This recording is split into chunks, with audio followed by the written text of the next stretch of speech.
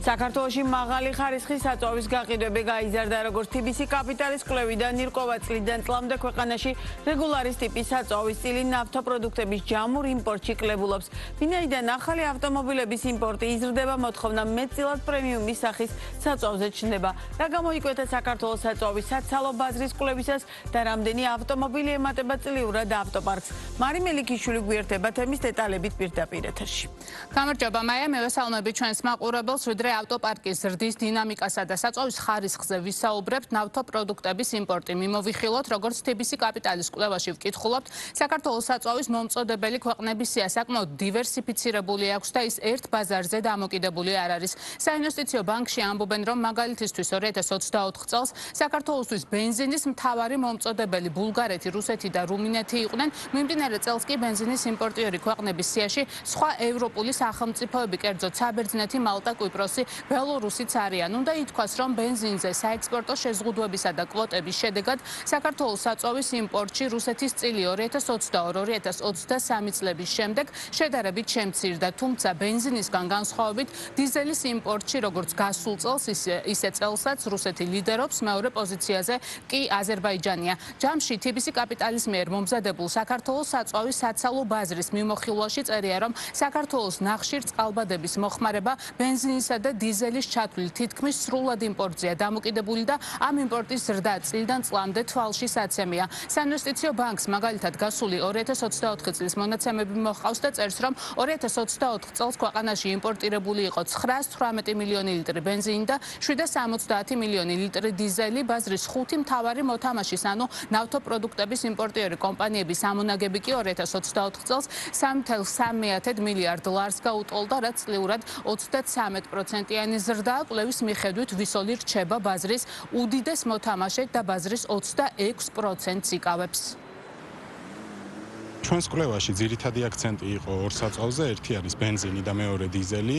ორივე შემთხვევაში ყოველწლიური რიცხვები არის საკმაოდ მასშტაბური. ბენზინის შემთხვევაში არის 900 მილიონ litrზე მეტი წლიურად შემოტანილი ბენზინი, დიზელის შემთხვევაში დაახლოებით ეს არის 800 მილიონ litrამდე.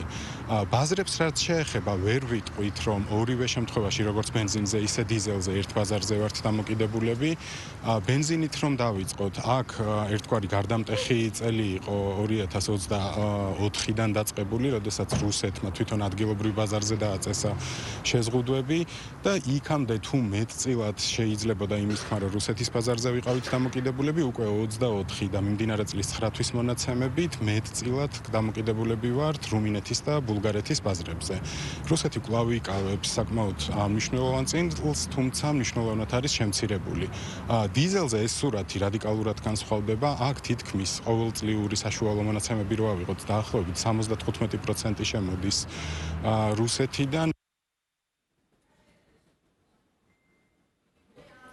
ცხადია, ნავთობპროდუქტების იმპორტის ზრდაზე პირდაპირ ზეწოლას ავტოპარკის ზრდა ახდენს და ეს პროცესი ქვეყანაში უკვე შეუქცევადი გახდა, მეტიც თუ ადრე საქართველოს ავტოპარკს ყოველწლიურად 80-90,000 მანქანა ემატებოდა, წელს ეს რიცხვი უკვე მნიშვნელოვნად გაზრდილია, კერძოდ ასევე TBC კაპიტალის კვლევის მიხედვით 2025 წლის 9 თვის მონაცემებით საქართველოს ავტოპარკს უკვე 125,000-ზე მეტი ავტომობილი დაემატა. ამჟამად საქართველოს ავტოპარკი დაახლოებით 1,900,000 ავტომობილს ითვლის, რომლის 64% ბენზინის ძრავითაა, 12% ჰიბრიდულ ძრავიანია, თუმცა ძირითად საწვავად ბენზინს მოიხმარს. ავტოპარკის 23%-ს აქვს დიზელის ძრავი, ხოლო ელექტროავტომობილები ავტოპარკის ჯერ მხოლოდ 1% შეადგენს. აქვე უნდა აღინიშნოს ისიც, რომ TBC კაპიტალის ინფორმაციით ქვეყანაში საწვავის ხარისხის გაუმჯობესებად შეინიშნება, კერძოდ რეგულარის ტიპის საწვავის წილი ჯამურ იმპორტში იკლებს, ვინაიდან ქვეყანაში იზრდება ახალი ავტომობილების იმპორტი და ავტოპარკი თანამედროვე ხდება. მოთხოვნა პრემიუმის ტიპის საწვავზე შესაბამისად იზრდება. იმპორტის სახით საქართველოში ყოველწლიურად ადგილობრივი ბაზრისთვის შემოდიოდა 80-90,000 ავტომობილი საშუალოდ. ეს ვიცით იქიდან, რომ პირველადი რეგისტრაცია სწორედ ეს რაოდენობა გადიოდა. წინა წელს მოიმატა და დაახლოებით 125,000 ავტომობილი შემოვიდა.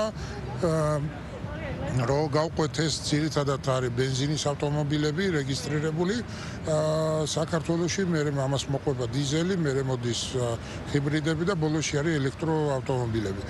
მოგესწრებათ რომ და ეს სტატისტიკაც აჩვენებს რომ ძირითადად მაინც ბენზინის ავტომობილები არის უფრო მოთხოვნადი და იქიდან გამომდინარე რომ ერთი პერიოდი ფასები ნაკლებია შედარებით, ანუ ძვირია საწვავი, მაგრამ შედარებით დიზელი გაძვირდა, ერთი პერიოდი როცა დიზელი იყო გვახსოვს რომ ძალიან ბევრი გადავიდა დიზელზე, მაგრამ იქიდან გამომდინარე რომ დიზელის ფასი არ ჩამოუვარდება ბენზინის, თუ ალტერნატივა მოხმარებელი ირჩევს რა თქმა უნდა ბენზინის. ხარისხის კუთხით აქცენტი გვაქვს გაკეთებული ბენზინის ქვეკატეგორიებზე, რაც არის რეგულარი, პრემიუმი და სუპერი.